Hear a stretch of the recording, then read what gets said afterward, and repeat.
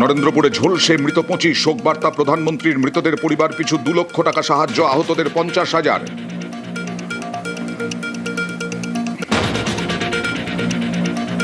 ফের এসআইআর হয়রানিতে মৃত্যুর অভিযোগ। গতকাল শুনানিতে হাজিরা লাইনে দাঁড়িয়ে অসুস্থ নলহাটির বাসিন্দা রফিকুল ইসলাম। রামপুরহাট মেডিকেলে ভর্তি, আজ বৃদ্ধের মৃত্যু। এসআইআর এনআরসির আতঙ্ক, ভয়ে মুর্শিদাবাদের ভগবানগোলার একাধিক শুনানিতে হাজিরায় 85 ঊর্ধ্ব বৃদ্ধা ও 66 বছরের বিশেষভাবে সক্ষমকেও নোটিশ। কল্যাণী ব্লক অফিসের শুনানিতে হাজিরা বিশেষভাবে সক্ষম দম্পতির।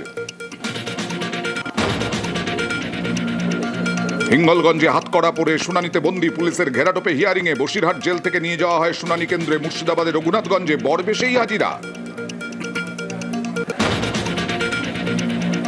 নির্দিষ্ট সময়ে কি শেষ হবে শুনানি? বাংলার এসআইআর নিয়ে বৈঠকে মুখ্য নির্বাচন কমিশনারের প্রশ্নের মুখে সিইও। কয়েকটি জেলায় শুনানি শেষ নিয়ে সংশয়ে জ্ঞানেশ কুমার। 7 দফা নির্দেশিকা জারি, 1 ফেব্রুয়ারির মধ্যে নোটিশ ইস্যুর নির্দেশ মুখ্য নির্বাচনী আধিকারিকের।